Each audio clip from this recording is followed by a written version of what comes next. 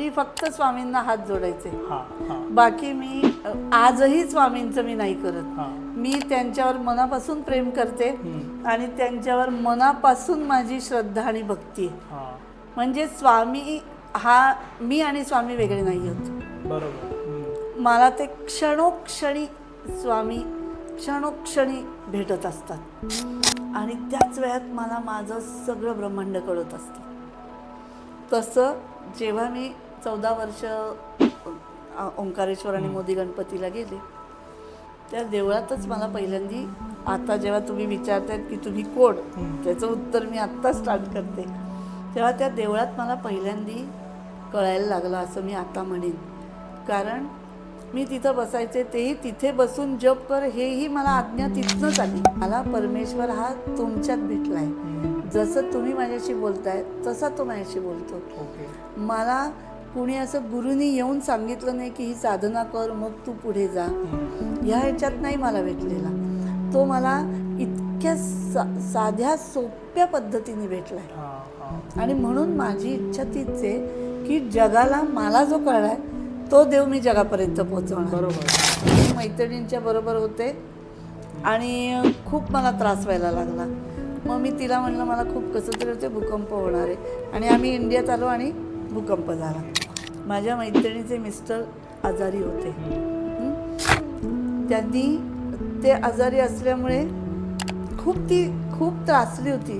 काय करू मी सांग बरं. रोज तिला उपाय काय देणार मी तिला काय सांगितलं, रोज तू जेव्हा घरातनं बाहेर पडशील, झाडाची पाच झाडाची 5 पानं घ्यायची, ती घेऊन जायची आणि हॉस्पिटलमधनं परत येशील तेव्हा ती पाण्यात सोडून द्यायची. नमस्कार मित्रांनो, स्वागत आहे तुमचं अजून एका नवीन पॉडकास्टमध्ये. तर आज आपले जे गेस्ट आहे त्यांचं नाव आहे सुनीताताई लाटकर आणि मी पुण्यामध्ये आलो आहे त्यांच्यासोबत बोलायला, कारण की त्यांचा जो प्रवास आहे महाअवतार बाबाजी आणि स्वामी समर्थांना घेऊन तो जरा वेगळा आहे आणि तुम्ही त्यांना अगोदरही पॉडकास्टमध्ये पाहिलं असेल. तर वेळ जास्त न घेता त्यांच्यासोबत आपण बोलूया. नमस्कार ताई. नमस्कार. स्वागत आहे तुमचं आपल्या पॉडकास्टमध्ये. सर्वात आधी मला प्रश्न तुमच्याकडे हा आहे, बरेच लोक तुम्हाला ओळखतात. तुमचं चॅनल मी पाहिलं गुरुभक्तीचं जे आहे, त्याच्यामध्ये तुम्ही CAचे क्लासेस पण घेता आणि कर्माविषयी तुम्ही बऱ्याच चर्चा केल्यात. मला विचारायचं की तुम्ही आहात कोण? कारण हा प्रश्न असा आहे की म्हणजे त्यात कर्माविषयी तर तुम्ही बऱ्याच गोष्टी केल्यात आणि मी असं पण ऐकलं आहे की तुमच्याशी स्वामी बोलतात. तर मला हे सांगा की तुम्ही आहात कोण? तसं सगळ्या तुमच्या चॅनलच्या प्रेक्षकांना माझा नमस्कार. तुमचं पहिलं अभिनंदन की तुम्ही एक फार मोठा टप्पा पार केला आहे आणि ह्या टप्पा पार केल्यानंतर मला वाटतं माझी मुलाखत तुम्ही घेताय. राईट. तर हाही एक स्वामींचा आशीर्वाद आहे. आणि असंच तुमचं उत्तरोत्तर यश तुम्हाला मिळो हीच मी स्वामींचरणी प्रार्थना करते. आता मी कोण? तर तसं पाहायला गेलं तर एका ह्याच्यात मी उत्तर सांगते की मी कोणीच नाही. मी एक स्वामी भक्त आणि महाअवतार बाबांशी माझा कनेक्ट आहे. म्हणून माझं सर्वस्व कोण आहेत तर ते महाअवतार बाबा आहेत. तर आता हा प्रवास काही माझा खूप जन्मापासूनचा असेल का नाही ते मला नाही माहिती. पण हे जे तर तुम्ही म्हणलात की तुम्ही CAचे क्लासेस घेता आणि तुमचा चॅनल आहे आणि म्हणून तुम्ही हे असं इकडे कसं आलात, तर ह्याचं उत्तर म्हणजे माझा एकच मी सांगते की मागते मन एक काही दैव दुसरे घडविते. मी लहानपणापासून काही देवभोळी होते का किंवा आमच्या घरात खूप काही देवाचं होतं का, तर असं काही नाही. अच्छा. जसं नॉर्मल तुमच्या आमच्या घरात असतं, देवाची पूजा, कुळधर्म कुळाचार, गणपती गौरी सगळं बसणार, नवरात्र होणार, बास. ओके. माझी जी आजी होती ती रामाची भक्त होती खूप, हम्म. आणि ती आम्हाला लहानपणापासून मनाचे श्लोक हे सगळं शिकवायची, स्पर्धेत आम्हाला घेऊन जायची. त्याच्यामुळे ते एक आमच्याकडे परंपरा होती. हम्म. पण मलाही असं वाटायचं की देव काय, देव आहे, देवाऱ्यात आहे, त्याला नमस्कार करायचा, रोज आपला एक नमस्कार करायचा, तो आपलं रक्षण करतो. असं हे करता करता की जसं म्हणलं की मागते मन एक काही, दैव दुसरे घडविते. जशी आम्ही मोठे होत होतो सगळं आबादी आबाद होतं, काही प्रॉब्लेम नव्हता, बालपण एकदम चांगलं सुखात जात होतं. काही गोष्टी आणायच्या असतात हे माहितीच नव्हतं, कारण सगळेच आई वडील ते त्याच्या आधी मिळत होतं. पण नंतर काय झालं की जसं आपण म्हणतो की स्ट्रगलिंग पिरियड चालू झाला. अच्छा. की सगळं म्हणजे जसं माहिती असायचं की काय पैसे कुठनं आणायचे तर बँकेतनं, पैसे मिळवायचे हे माहीतच नव्हतं. ओके. इतकं व्यवस्थित होतं. पण नंतर हे जेव्हा स्ट्रगलिंग पिरियड चालू झाला तसं मोठी होत गेले. एकदम ज्या वयात आपल्याला पैशाची गरज किंवा हे कळत असतं की आता पैसा पाहिजे आपल्याकडे, कॉलेजात जाताना किंवा हे 4 मित्रांकडे असतो पैसा, मित्रमैत्रिणींकडे, आपल्याकडे पण पाहिजे, तेव्हा प्रॉब्लेम आला. मग तो प्रॉब्लेम आला की साधारण आपण जातोच सगळे ज्योतिष वगैरे, हां, मार्ग काढा, हे करा, ते करा. त्या ह्याच्यात म्हणजे मी देवभक्त बनत गेले का काय माहीत नाही जास्ती, पण तो मार्ग जेव्हा सगळ्यांच्याकडे जात राहिले तेव्हा मी एकच प्रश्न विचारायचे, मी कोण, माझा जन्म कशासाठी झाला आहे आणि मी ह्या संकटातनं बाहेर पडणार का. अच्छा. तर ह्याची सगळ्याची उत्तरं प्रत्येकाने जशी तशी, ज्याला जशी पाहिजे तशी दिली. ओके. हां, म्हणजे ती चुकीची होती का बरोबर होती ह्याच्यात मला नाही जायचं, पण त्यांच्या सगळ्यांच्या आशीर्वादामुळे आज मी इथं आहे असं मी म्हणेन. पण एक जण होते ते मला म्हणले की तुझ्यावर एवढा प्रसंग आहे, तुम्ही बाहेर पडाल, तुमचं सगळं म्हणजे बाहेर पडणार तुम्ही. कधी ते नाही विचारायचं. तू फक्त एकच लक्षात ठेव की एका तळ्यात होती बदके पिली सुरेख, होते कुरूप वेडे, सगळ्यात शेवटचं वाक्य तो राजहंस एक. ओके. तर ते मला म्हणायचे की हे गाणं पूर्ण ऐकायचं आणि शेवटचं जे वाक्य आहे की तो राजहंस एक, तू एक दिवस तशी होणार आहेस. त्या वाक्यावर आम्ही जगत होतो, त्या वाक्यावर, त्या आशेवर आम्ही जगत होतो. हा सगळा स्ट्रगल इतका वाढत होता. त्या ह्याच्यात मग मी क्लासेस चालू केले. ओके. कारण क्लास हा असा होता की बुद्धी एवढीच इन्व्हेस्ट करायला आमच्याकडे होती, दुसरं काही नव्हतं. आता क्लास चालू करता करता, लोकांना शिकवता, स्टुडंटना शिकवता मग एक दिवशी एका मुलीनी मला सांगितलं की मला हात बघता येतो. त्या मुलीला येत होता हात बघ. म्हणलं मला पण शिकव. आणि तिने मला 1 मिनिटं हात बघायला शिकवला आणि मला हातच बघता यायला लागला. ओके. मलाही कळलं नाही की मला कसा येतो. मग टाइमपास क्लासमधल्या मुलांना हात बघून सांगायचे, त्यांचं ते खरं व्हायचं, हे सगळं व्हायचं. पण तरी माझ्या डोक्यात असं नाही की आपल्याला काही हे वरदान आहे. सगळं चाललं होतं. आम्ही कॉलेजातनं पुढे जात होतो. एक स्वप्न होतं, बुलेट घ्यायची आणि सगळं पूर्ण फिरायचं, पार सगळीकडनं जायचं. हे स्वप्न आजही आहे माझं, ते पूर्ण नाही झालं. तर हे एक स्वप्न होतं. त्याच्यासाठीच म्हणजे आपण पैसा साठवायचा हे पहिलं. हे करता करता इतकी आयुष्याची रिॲलिटी भोगायला लागली की लोन काढावी लागली, काय करावं लागलं. हे करताना माझे दुसरे गुरु माझ्या आयुष्यातले जे म्हणेन की ते माझे भेवणे, माझ्या बहिणीचे मिस्टर. त्यांनी मला एकच सांगितलं की जिथे सही आहे ते तुझं, मग ते लायबिलिटी पण तुझी आणि ॲसेट पण तुझी. तर सही करताना विचार करायचा. ओके.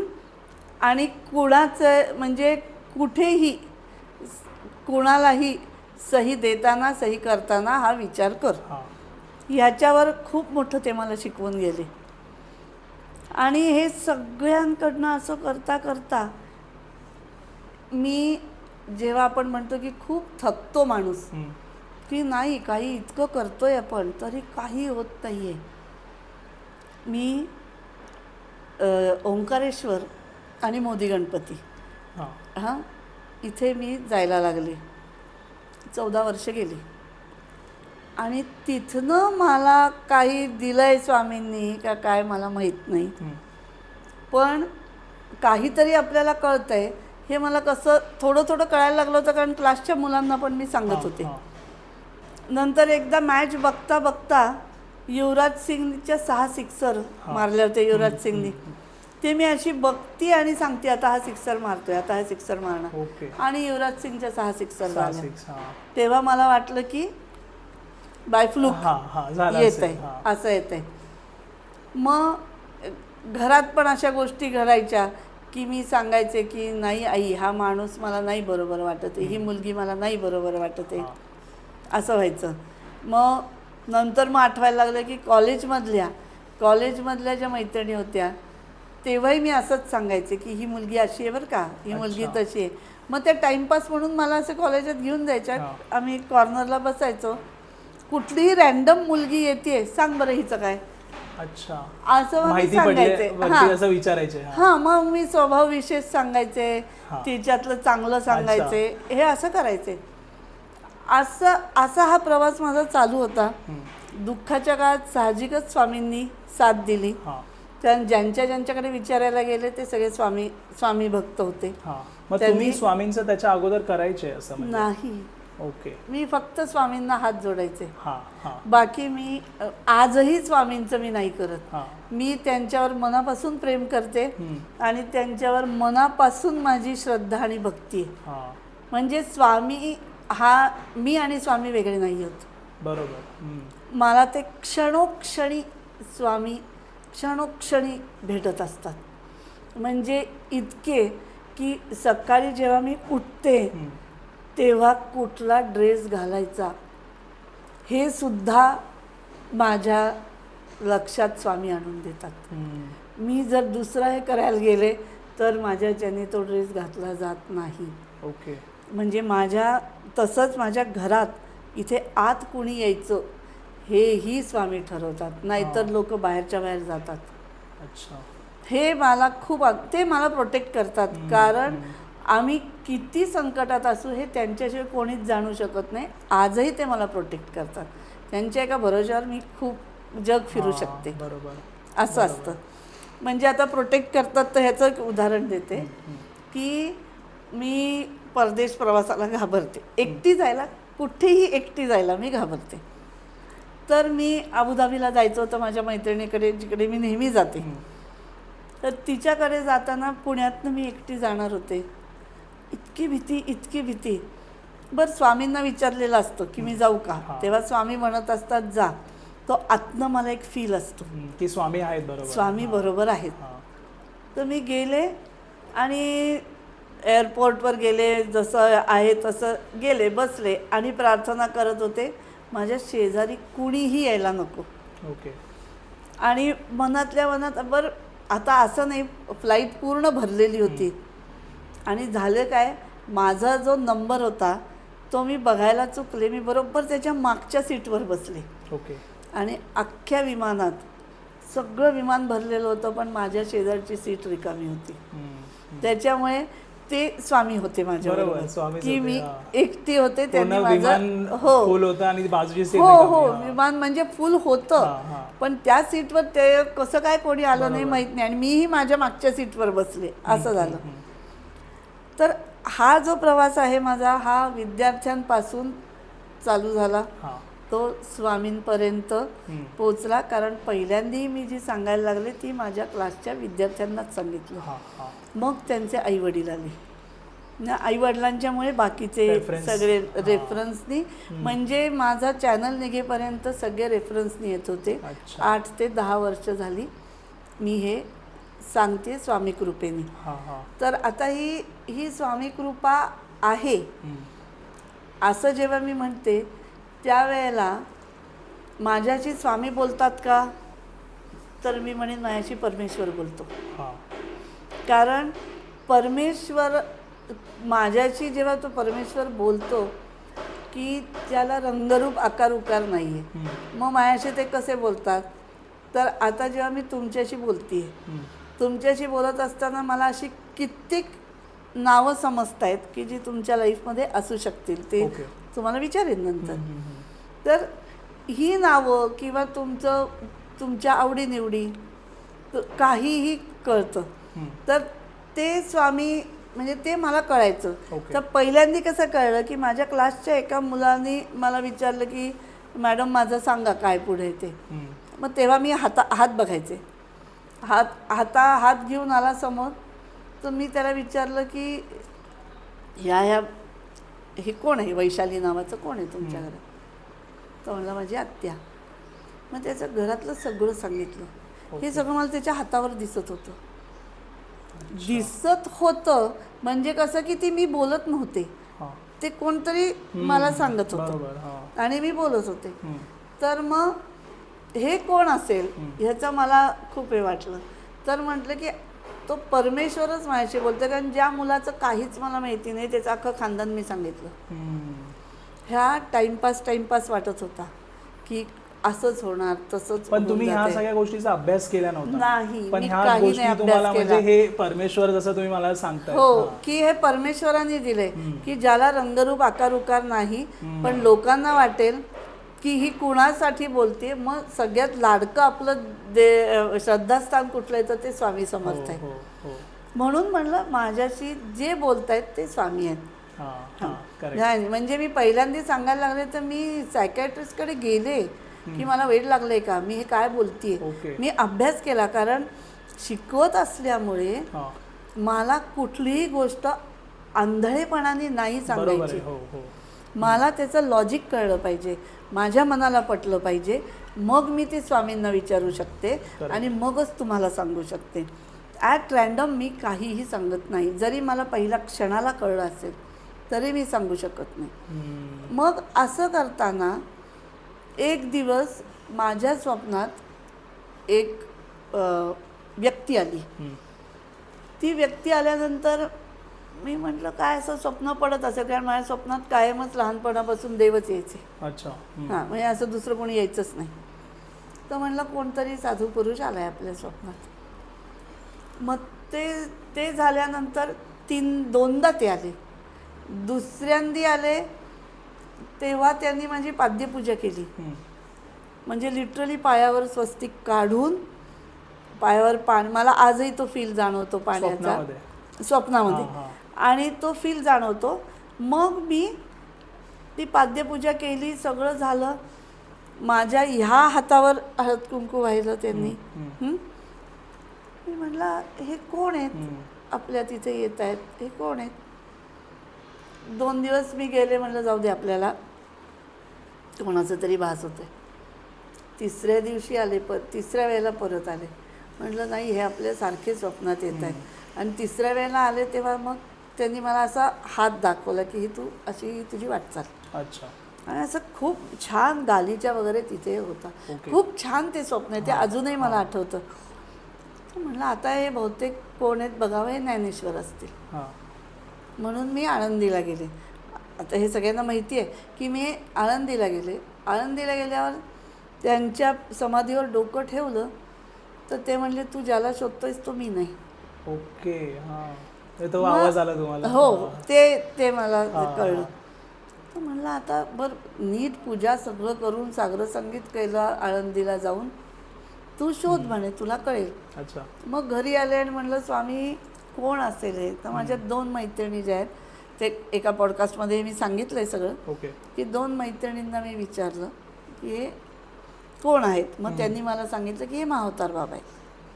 की जो माणूस माझ्या स्वप्नात येतोय तो महाअवतार बाबा आहे. अच्छा. मग मी त्यांचं अभ्यास केला की हे मावतार बाबा कोण आहेत. अभ्यास म्हणजे मी असे काही खूप पुस्तकं वाचली आणि गूढ काही त्यांचं ज्ञान घेतलं नाही. ओके. मी स्वामींना सांगितलं की मला हे कळलं पाहिजे की मला कोण आशीर्वाद देत आहे, बरोबर. हे मला कळलं पाहिजे. हम्म. तर त्यांनी माझ्या 2 मैत्रिणींची नावं सांगितली होती. त्या दोघी मैत्रिणींकडनं मला मावतार बाबांचं कळलं की हे मावतार बाबा आहेत. हे सगळ्यांना स्वप्नात भेट देत नाहीत, ते त्यांची माणसं निवडतात आणि ते त्यांच्यापर्यंत पोचतात. तर तुला खूप चांगला अनुभव आला आहे. दुसरी एक जी मैत्रीण होती तिने मला पुस्तक आणून दिलं, कारण मी स्वामींना म्हणलं होतं मला काहीतरी दिसू देत की मावतार बाबाच माझ्या स्वप्नात आलेत. तर तिने मला पुस्तक दिलं. बरं, त्या पुस्तकातलं कुठलं पेज वाच हेही मला स्वामींनी सांगितलं. मी तेवढंच वाचलंय. अच्छा. ओके. मी नाही दुसरं काही वाचलेलं. बरोबर. हां. आता हे झाल्यानंतर जे माझे अगदी ऋषितुल्य मानते मी त्यांना, सहस्त्रबुद्धे काका म्हणून, मग त्यांच्याशी मी बोलले. त्यांनी मला सांगितलं की ह्यांचं कार्य काय आहे, हे तुला कसे भेटतील आणि काय भेटतील. 4 वर्षापूर्वी सांगितलं होतं की तुला हे भेटतील आणि त्याचा तू अनुभव घे. हे सगळं नॉर्मल चाललेलं होतं असं. तरीही मला माहीत नव्हतं, कारण माझे क्लासेस होते दिवसभर, त्या क्लासमध्येच जायचा मी. खूप काही त्यांचं काही करायची नाही. पण त्यांची आठवण आली मावतार बाबांची की कोणीतरी मला मावतार बाबांचं पुस्तक आणून द्यायचं. तर मग मला कळायचं की नाही, यांचं माझं काहीतरी कनेक्शन आहे. हो. मग जेव्हा फक्त एक माझं आहे सातत्य, तेवढं मात्र आहे माझ्याकडे, ते मी अभिमानाने सांगेन की मी माझ्या जपाच्या ज्या वेळा आहेत त्या मी कधी चुकवत नाही. म्हणजे जप माझा व्हायलाच पाहिजे. अच्छा. आणि माझ्या जपाच्या वेळेस जर कोणी मध्ये आलं तर त्याची काही खेर नसते. एवढं असतं. हे दिवसातून 2दा असतं. आणि त्याच वेळात मला माझं सगळं ब्रह्मांड कळत असतं. तसं जेव्हा मी 14 वर्ष ओंकारेश्वर आणि मोदी गणपतीला गेले, त्या देवळातच मला पहिल्यांदी, आता जेव्हा तुम्ही विचारतायत की तुम्ही कोण, त्याचं उत्तर मी आत्ता स्टार्ट करते, तेव्हा त्या देवळात मला पहिल्यांदी कळायला लागलं असं मी आता म्हणेन. कारण मी तिथं बसायचे, तेही तिथे बसून जप कर हेही मला आज्ञा तिथनंच आली. अच्छा. म्हणजे तिथे जप करायचे तुम्ही? तिथं मी बसायचे, जप करायचे. आणि जप करता करता मला पहिल्यांदा काय दिसायचं की समुद्र आहे, खूप मोठा समुद्र, शांतपणे. आणि तिकडनं एक असा माणूस चालत येतोय ज्याने सोळं नेसलेलं आहे. रोज वेगवेगळी सोळी दिसायची त्याची. आणि तो माझ्या दिशेने चालत येतोय. त्याचे केस असे मागे उडत आहेत. सगळं असा क्लिअर पिक्चर दिसायचं. सुंदर डोळे, त्याचा कलर चांगला, आणि तो माणूस माझ्या दिशेने चालत येतो एवढंच दिसायचं. मला आधीही कळायचं नाही. मग नंतर जे ओंकारेश्वराच्या तिथे बसायला लागले, तिथं मला एक अनुभूती यायला लागल्या. मग तो माणूस मला घेऊन असा हवेत, तर म्हणजे शंकरच असतील ते, कारण ते मला असे हवेत घेऊन फिरायचे. हे फिरता फिरता ते मला काय सांगायचे हे मला कळायचं नाही. पण ते 10 मिनटं मी तिथं जप करायचे, ते झालं. मग मला कळलं की नाही, आपण मग जास्ती वेळ जप केला पाहिजे. पण मग तिथे ओंकारेश्वराच्या तिथे बसून जप करणे इतका वेळ पण नसायचा, कारण क्लासेस असायचे. मी सकाळी 6, 6:15लाच देऊळ उघडायच्या वेळेलाच तिथं जायचे. असं करायचं, सकाळीच जायचे. मग मी घरी जेव्हा एक माझी वेळ ठरवली की इथं जप आपण करायचा, त्या वेळेपासून माझ्याशी मावतार बाबा बोलायला लागले. ओके. आणि पहिल्यांदी कसं की मला ते दिसायचे की ते घरात वावरतायत, किंवा त्यांचे केस, कुरळे केस केवढे मोठे आहेत, त्यांची हातातली जपाची माळ, किंवा ते मानेला झटका देऊन कसे जात आहेत, चालतायत, हे सगळं मला दिसायला लागलं. ओके. अनुभव यायला लागला. मग एक दिवस मी असं जप करता करता मग मी बोलायचे, युनिव्हर्सशी बोलायचे की काय आहे. मग मला संस्कृतमधनं शब्द यायला लागले. मग ते आणि मी संस्कृतमधनं बोलतो. हम्म. आणि पहिले जवळजवळ 3-4 वर्ष ते रोज बोललेत माझ्याशी. अच्छा. आता सगळं कॉन्व्हर्सेशन तर सांगू नाही शकत, ते माझ्याशी बरोबर. माझ्यासाठी बोललेले, हो हो. असं नाही. पण माझ्यासाठी म्हणजे कसं, ते ज्ञान, हम्म. ते माझं काय पूर्वपुण्यही असेल ते ज्ञान देतात. मग त्यांनी मला काय सांगितलं असेल तर मृत्यूनंतरचा प्रवास हम्म. कसा, तू कुठे आहेस, म्हणजे मी कुठे आहे म्हणजे आध्यात्मिक क्षेत्रात हां, हां. मी कुठे आहे, त्याच्यानंतर ह्या ब्रह्मांडात काय काय गोष्टी आहेत, हम्म. कृष्णाची भुवनं कशी आहेत, कृष्ण तुला कधी भेटेल, ओके. आणि तुला तुझी प्रत्येक पुढची लेवल हां. ही कशी तू ओळखली जाशील. हम्म. हम्म. ते इथपर्यंत ते सांगत होते. त्या मार्गात त्यांनी मला सगळ्या देवांचे पहिले आशीर्वाद घ्यायला लावले. अच्छा. म्हणजे प्रत्येक देव हा मला जपात दिसला आहे. हम्म. जोपर्यंत तो देव मला आशीर्वाद देत नाही तोपर्यंत माझी पुढची वाटचाल नाही, हे त्यांनी मला सांगितलं. ओके. त्याप्रमाणे सगळे देव एक एक येऊन आशीर्वाद देत गेले. हां. त्यांची मला प्रत्येकाची अनुभूती आहे. म्हणजे जेव्हा त्यांनी मला सांगितलं की मारुतीचा आशीर्वाद तुला घ्यायचा आहे, हम्म. तर कित्येक दिवस जप करताना मारुती माझ्या इथे बसलेला असायचा. मी त्याच्या अंगावरनं हात फिरवायचे, मगच तो उठायचा. ओके. आणि तो फील त्याचा आत्ताही मला जाणवते की इतका सॉफ्ट फील त्याचा असायचा त्याच्या अंगावरनं हात फिरवताना. तर हा अनुभव, मग राम लक्ष्मण सीता एवढे मोठे दिसायचे, ते मग ते हळूहळू हळूहळू ते नॉर्मल दिसायला लागले. ओके. तर हा जो अनुभव आहे हा माझा मलाच आलेला आहे, पहिल्यांदा हां. तुम्हाला सांगते. हां. तर नंतर महालक्ष्मी, रेणुका माता, मग हे सर्व ह्यांनी हे ह्यांची कृपा, हां, हां. की त्यांचे आशीर्वाद घे, त्याच्याशिवाय तू माझ्यापर्यंत पोचू नाही शकत. बरोबर. मी आहे तुझ्याकडे, हम्म. पण तुला त्यांचे आशीर्वाद पाहिजेत. म्हणजे सगळे सत्पुरुष, हम्म. सगळे म्हणजे देव संपल्यानंतर सत्पुरुष हम्म. सगळे, म्हणजे स्वामी आले, साईबाबा आले, सगळे संत महात्म्य सगळे आले. हम्म. ह्या सगळ्यांचा आशीर्वाद घे.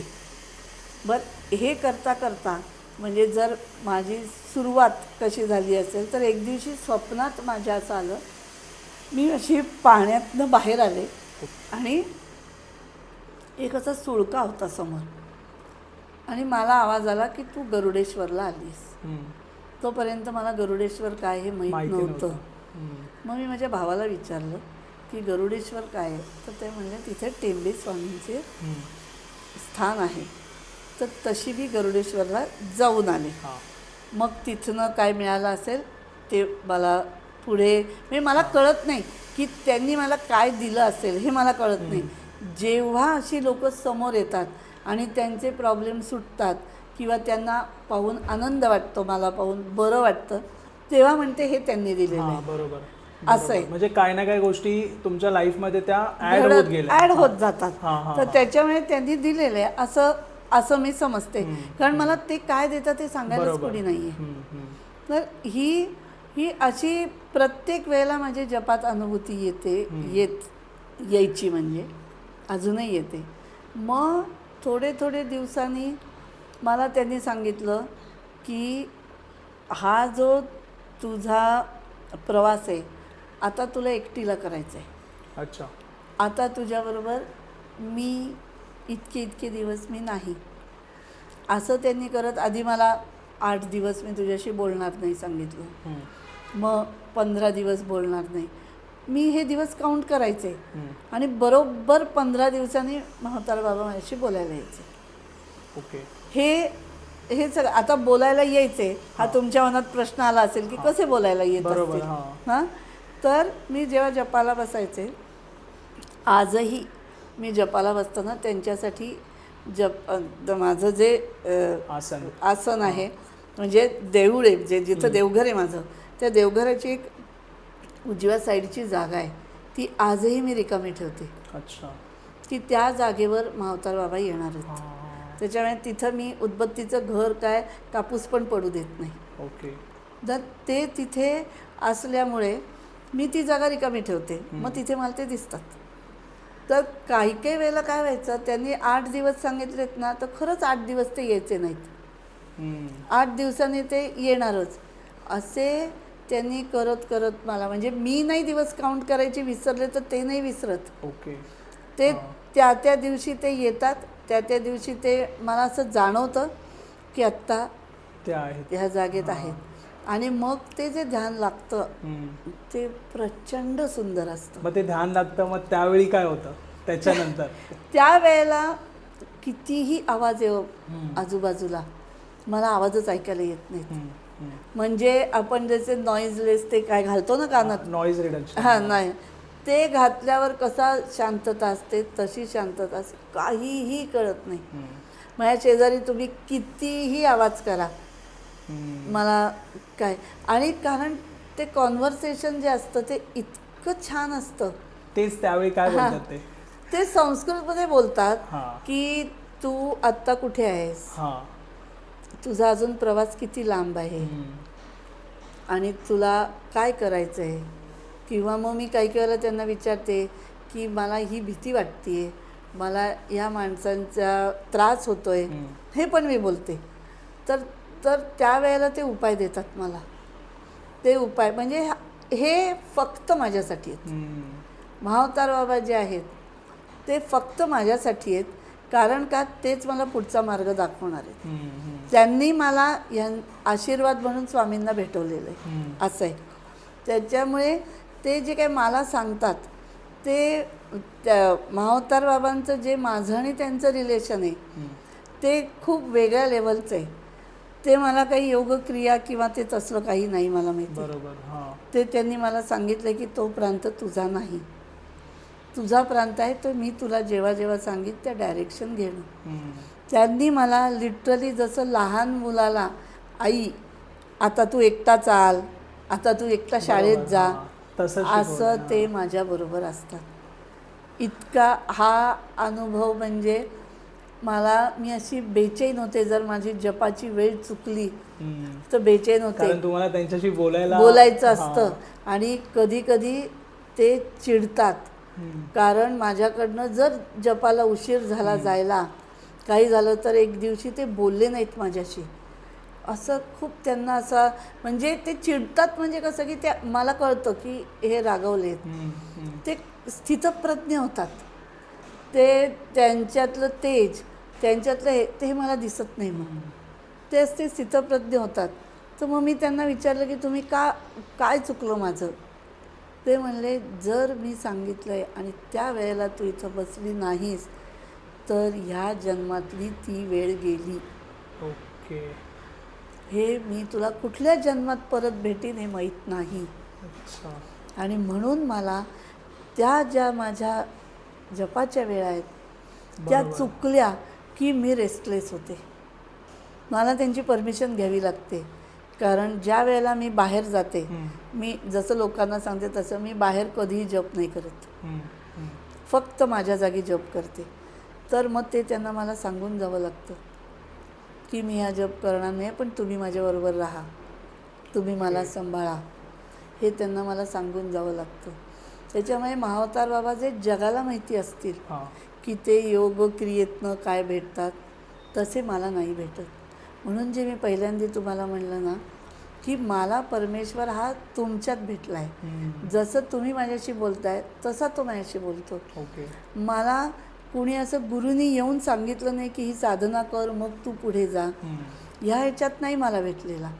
तो मला इतक्या साध्या सोप्या पद्धतीने भेटला आहे. आणि म्हणून माझी इच्छा तीच आहे की जगाला मला जो कळला आहे तो देव मी जगापर्यंत पोचवणार. बरोबर. माझी जी भक्ती आहे ती मी पोचवणार. तेवढ्या भक्तीने सुद्धा जर एखाद्याचं कल्याण होत असेल तर ते खूप चांगलं आहे. कारण ह्या शक्तींशिवाय आपलं आयुष्य नाही. ह्या आपल्याला तो स्पिरिच्युअल जो गायडन्स लागतो तो अत्यंत गरजेचा आहे. आणि मी गायडन्स का म्हणते, दरवेळेला असं नाही की मी तुम्हाला सांगणार की बाबा तू असं कर, असं नाही.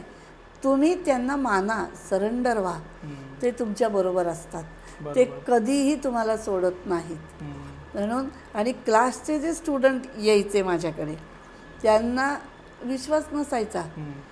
खूप लोकांना असं वाटायचं की काय देव काय, कारण आजकालची फॅशन आहे, फॅशन म्हणून देव करतात. तर नाही आहे तसं. फॅशन म्हणून कोणी रुद्राक्षाच्या माळा हातात घालतील, तसं नाही आहे. देव हा जितका सोपा कराल तितका सोपा आहे. पण तुम्ही त्याच्यामध्ये गेलात काही करायला तर त्याच्यासारखा वाईट कोणी नाही आहे.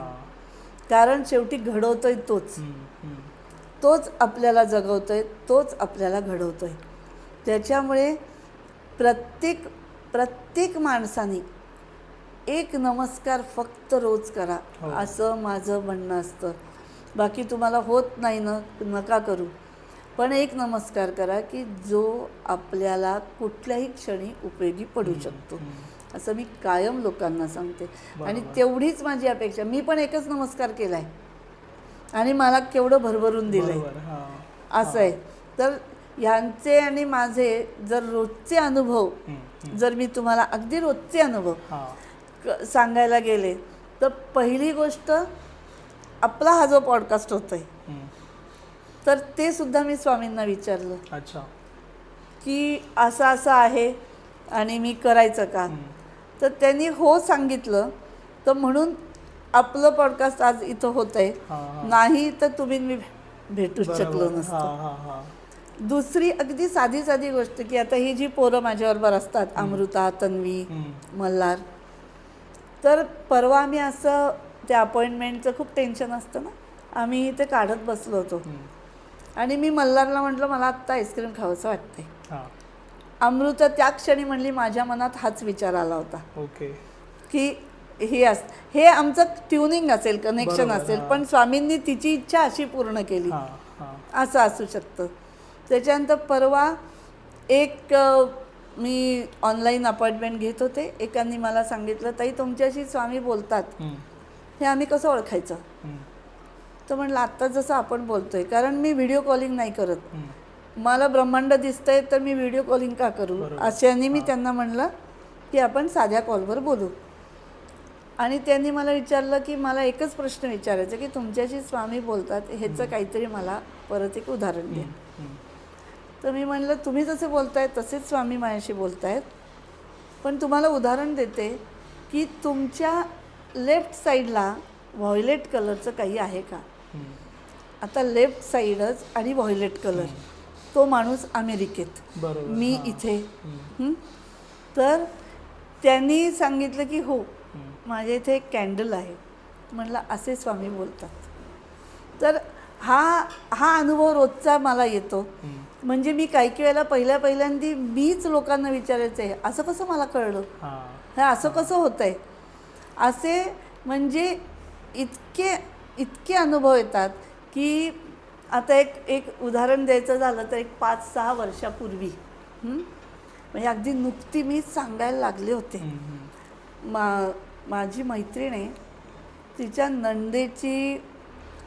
नंदेची का कोणतरी शेजारची होती, त्यांची मुलगी हरवली होती. तर आता तिला वाटलं की जसं सगळ्यांना विचारतात तसं तिने मला विचारलं. त्या बाईंचा मला फोन आला.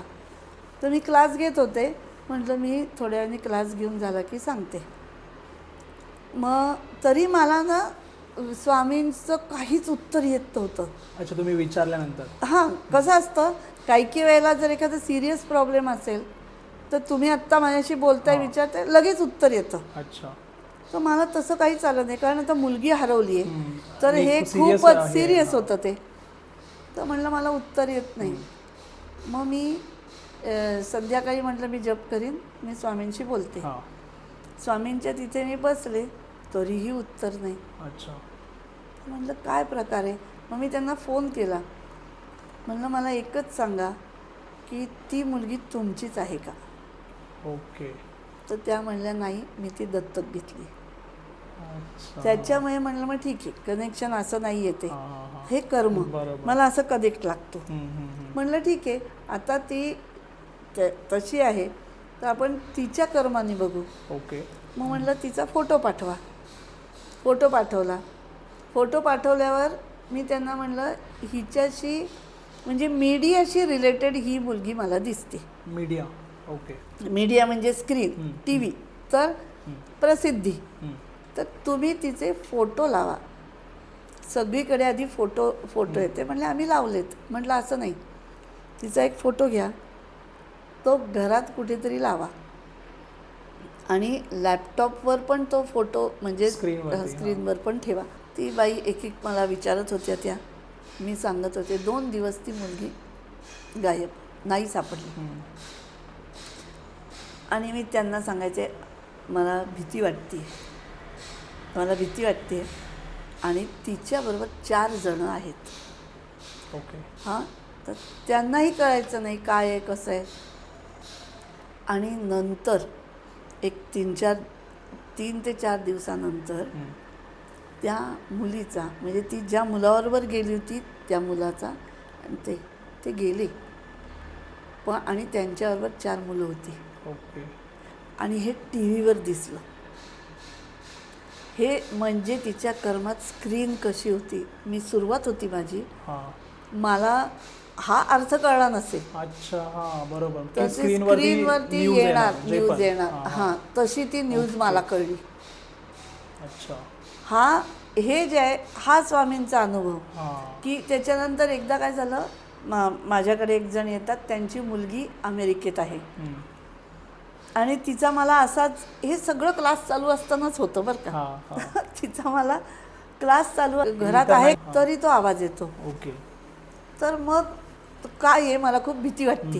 आणि आमच्याकडे म्हणजे तेव्हा इथे 10-10:30 होते, त्यांच्याकडे रात्र असेल. तर म्हणे आत्ताही आम्ही 3 जणी घाबरून खोलीत एका बसलोय. तर मी तिला फक्त विचारलं तुझ्याबरोबर एक जी मुलगी आहे तिला खळी पडते का गालाला. ओके. तर तिच्या मैत्रिणीला पडत होती. आणि मग ही पोरं ज्याच्यात पण नाही असं नको असलेलं फर्निचर ठेवतायत ना, तर ही पोरं काय नवीन असतात, आली घेऊन घरी. म्हणलं त्या खुर्ची बरोबर आलेलं आहे तू. आणि ते मला आजही तो माणूस दिसतो. उंचच्या उंच माणूस होता तो आणि फुल काळं त्याच्यामुळे म्हणजे तो काय होतं त्याच्या अंगावर काळं, तो लॉयर असेल काही असू शकतो. आणि त्याच्या हातात असं काहीतरी एक मोठा रॉड होता. हा आजही मला दिसतो तो माणूस. खरं त्या गोष्टीला झाली 4-5 वर्ष जास्तीच. तर मग तिने ती खुर्ची टाकून दिली.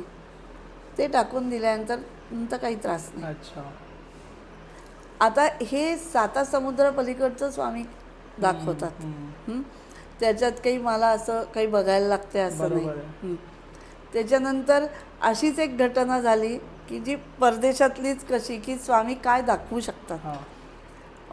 माझा एक जण आहेत ते सिंगापूरला राहायचे. ते सिंगापूरला होते आणि त्यांच्या घरात पैशाची चोरी झाली.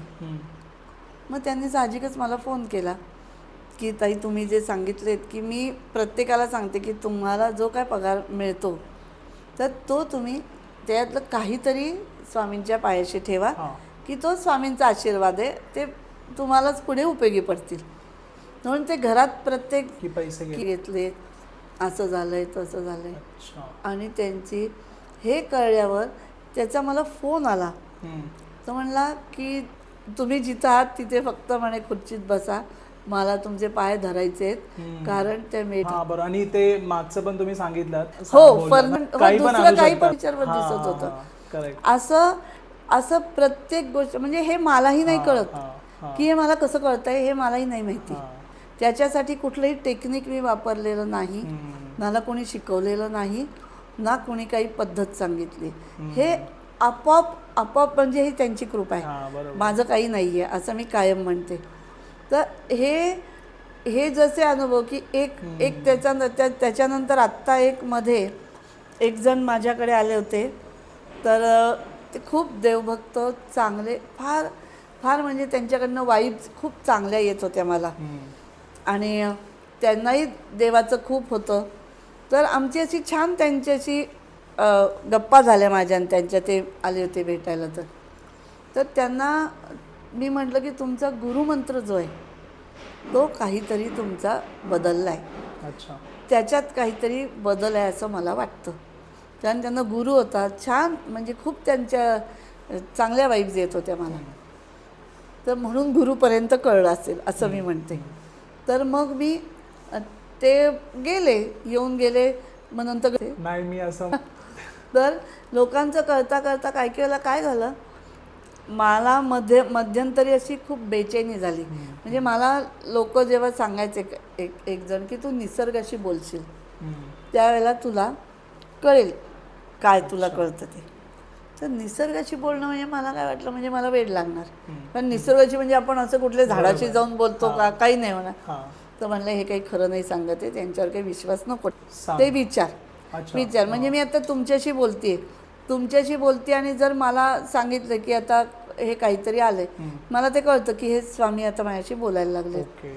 तर तो मला लगेचच्या लगेच तो निरोप मला त्या माणसाकडे पोचवायला लागतो.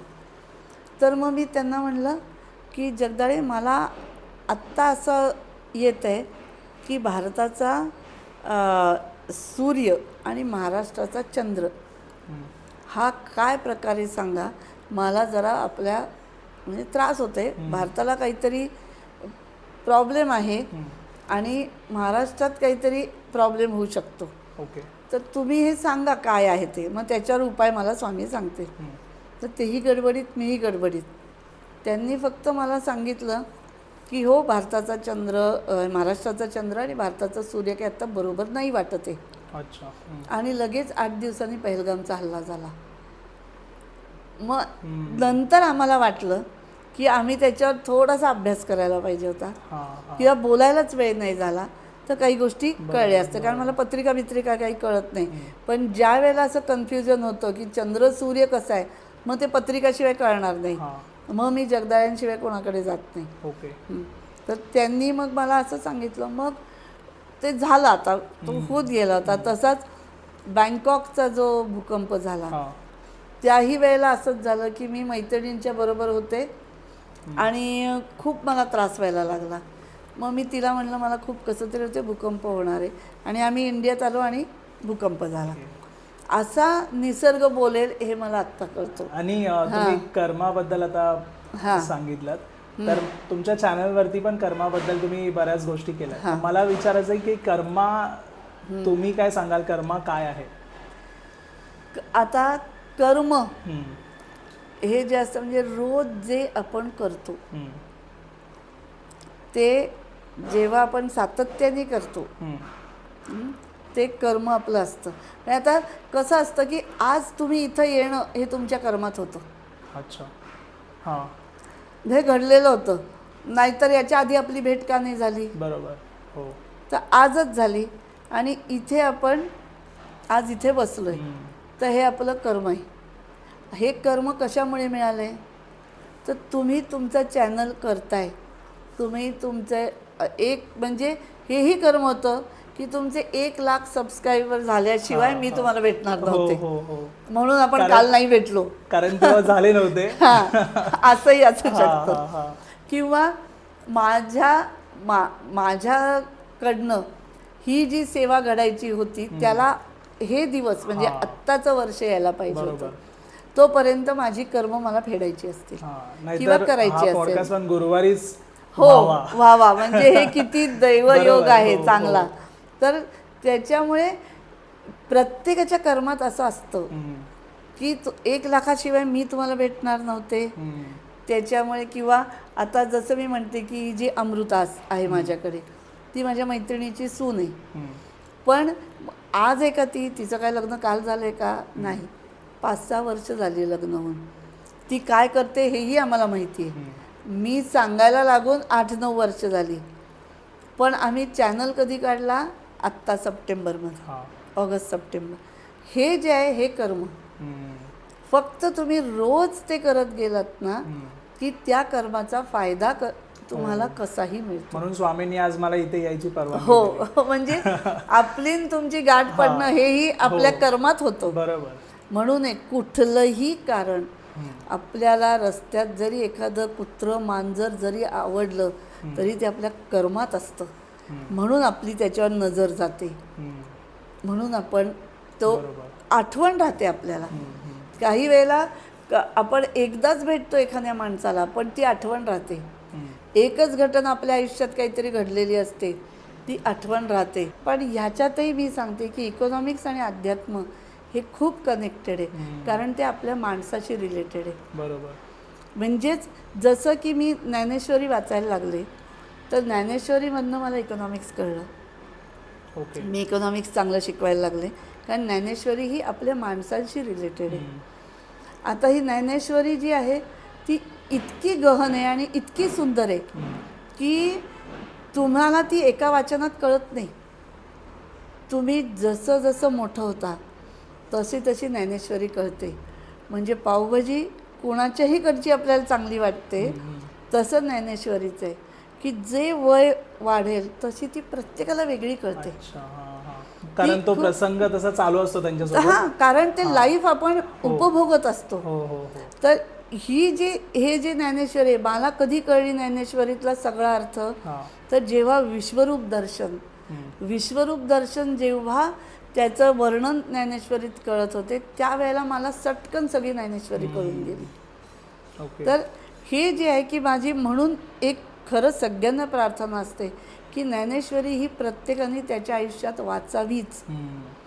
इतकी सुंदर ज्ञानेश्वरी आहे आणि जसं कळेल तशी वाचा. ते वाचायला आयुष्य पुरत नाही, पण वाचत राहा. त्या ज्ञानेश्वरीने एक प्रगल्भता येते, आपल्यातला अहम जातो आणि आपण कोणीच नाही हे कळतं. म्हणून ज्ञानेश्वरी सगळ्यांनी वाचावी असं मला वाटतं. बरोबर.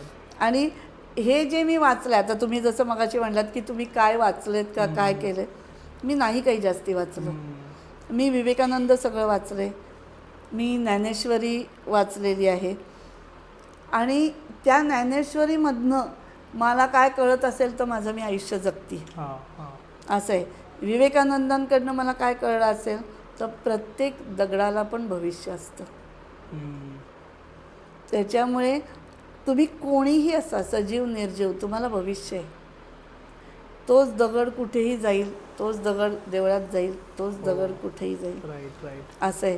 प्रत्येक पानाला भविष्य आहे, काही असेल. आता पानावरनं एक उदाहरण सांगते. माझ्या मैत्रिणीचे मिस्टर आजारी होते. त्यांनी ते आजारी असल्यामुळे खूप त्रासली होती. काय करू मी, सांग बरं. रोज तिला उपाय काय देणार मी.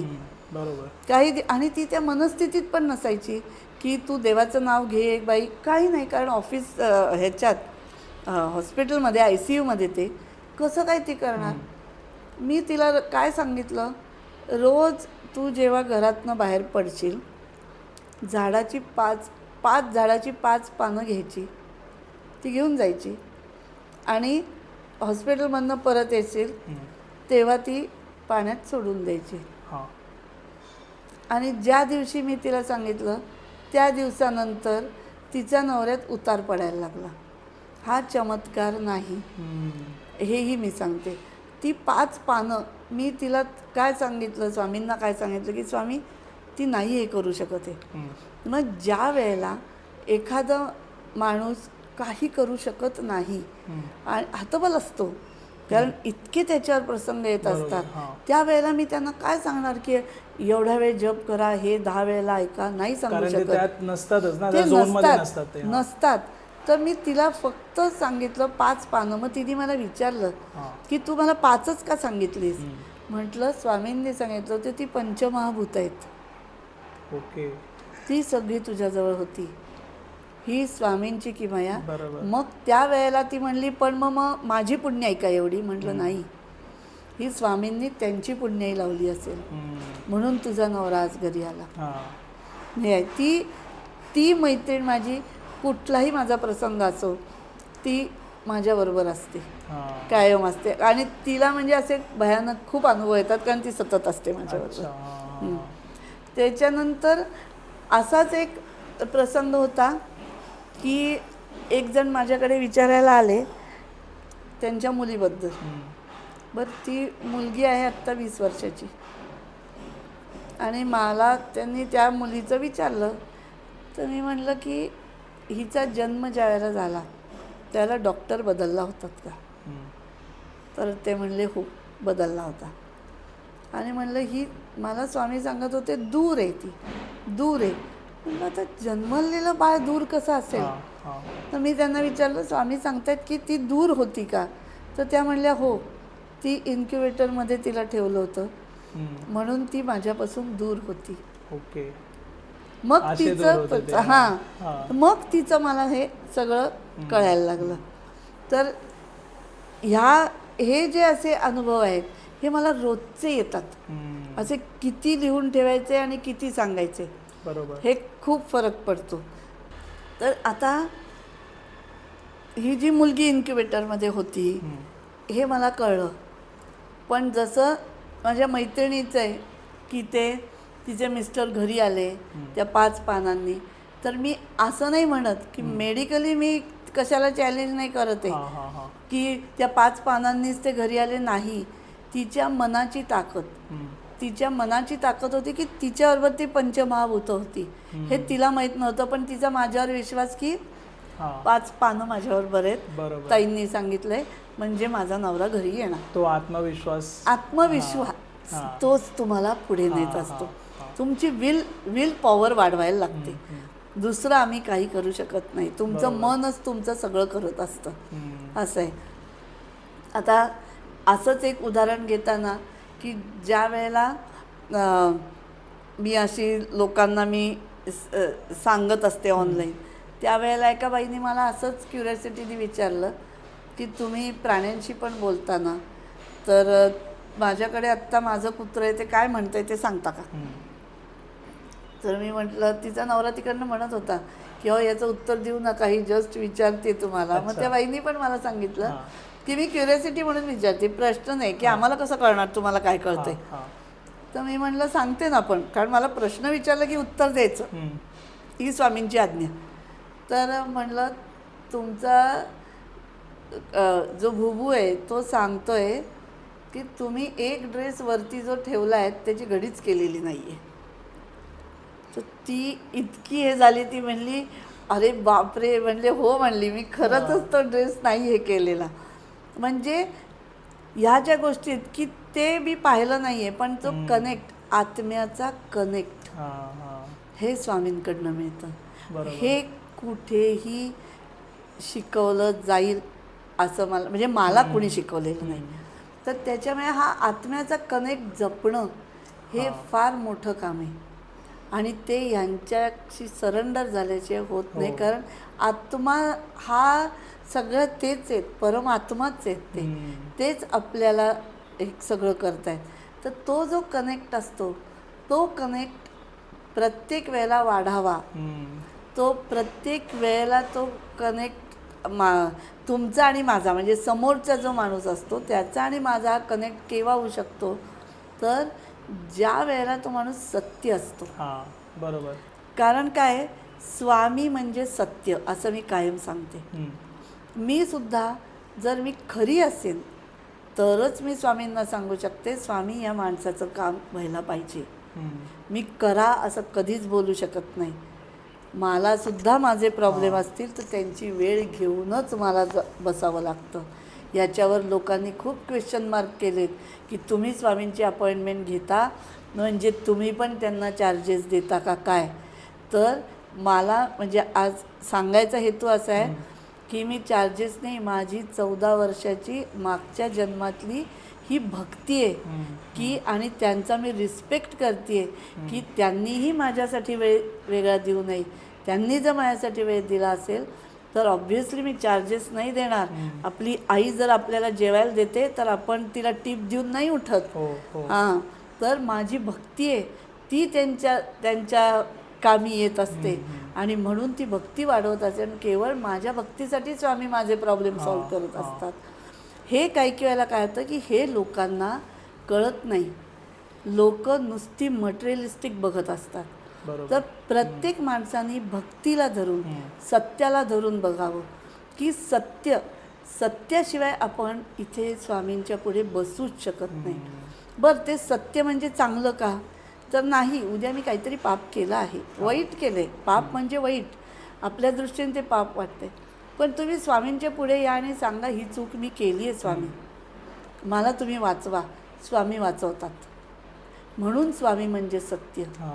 सत्य म्हणजे जे आम्हाला दिसतं वाटतं ते नाही सत्य. सत्य म्हणजे जे स्वामींच्या पुढे आपण बोलू शकतो, अभिमानाने बोलू शकतो, ते म्हणजे सत्य. मग आपल्या चुका असतील, काही असेल तरी स्वामी हे सत्य आहे. आणि ह्या सत्याचा सगळ्यांनी शोध घ्यावा, ह्या सत्याचा सगळ्यांना आशीर्वाद मिळावा, अशीच मी परमेश्वराचरणी आणि स्वामींचरणी प्रार्थना करते. आणि इथलं मी संपवते. खूप बरं वाटलं तुमच्याशी बोलून. आणि म्हणजे एक वेगळाच अनुभव होता तुमचा. आणि एक म्हणजे जप करून तुम्हाला इतक्या गोष्टी कळत आहेत. म्हणजे पूर्व जन्मामध्ये बऱ्याच गोष्टी तुम्ही म्हणजे आध्यात्मिक आणि असणार, त्याच्याशिवाय तर हे पॉसिबल नाही पॉसिबल. हां, कारण आजकाल लोक पण बऱ्याच गोष्टीमध्ये अडकत आहेत. म्हणजे एक सिंपल जप केल्याने पण तुमचं मन शांत राहू शकतं, तुमचं ते कनेक्शन एक होऊ शकतं परमात्माशी. पण लोक अडकत जातात अजून.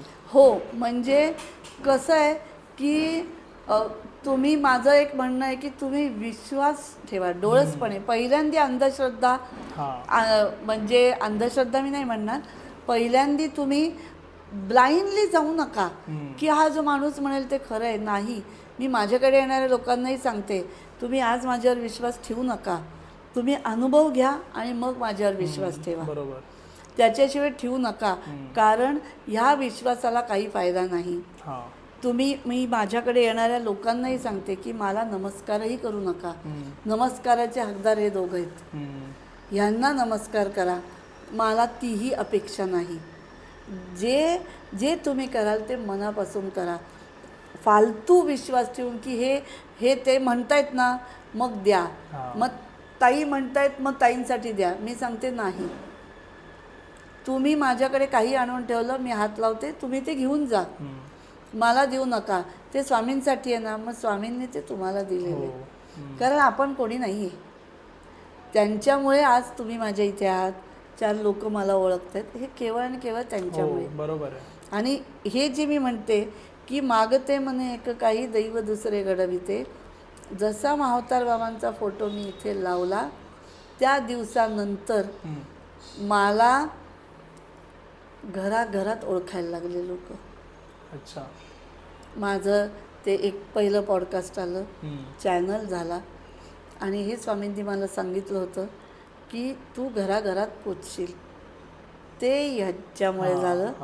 आता तुम्हीही स्वामींचीच सेवा करणार आहात, तुमच्यामुळे पण मी आणखीन कुठे पोचेन तेही मला माहीत नाही, कारण मी पण त्यांच्याचमुळे इथे पोचलो. हो, तसं आहे की ते तुम्ही आहात. म्हणजे माझ्या दृष्टीने तुम्ही स्वामी आहात, कारण तुम्ही आज हा मार्ग किंवा ह्या गोष्टी तुम्ही आणखीन 10 लोकांपर्यंत पोहोचवणार. तर आपण दोघं काय करतोय की भक्ती पसरवतो. बरोबर. हो, आपण भक्ती लोकांना देतोय. तर ती भक्ती चौपट रूपात स्वामींच्याकडे पोहोचावी, हीच तुमची आमची इच्छा आहे. माझी पण ती इच्छा आहे. म्हणून मी पण तुम्हाला बोलतो की तुमच्याकडे काही अनुभव असतील तुम्ही नक्की मला कॉन्टॅक्ट करू शकता. डिस्क्रिप्शनमध्ये मेन्शन केले माझे डिटेल्स. आणि परत एकदा खूप खूप धन्यवाद. तुमची पण डिटेल्स मी मेन्शन करतो डिस्क्रिप्शनमध्ये. कोणाला कॉन्टॅक्ट करायचं असेल ते तुम्हाला कॉन्टॅक्ट करू शकतात. हो. आणि हा पॉडकास्ट आवडला असेल तर लाईक, शेअर आणि चॅनलला सबस्क्राईब नक्की करा. धन्यवाद. नमस्कार. श्री स्वामी समर्थ. श्री स्वामी समर्थ.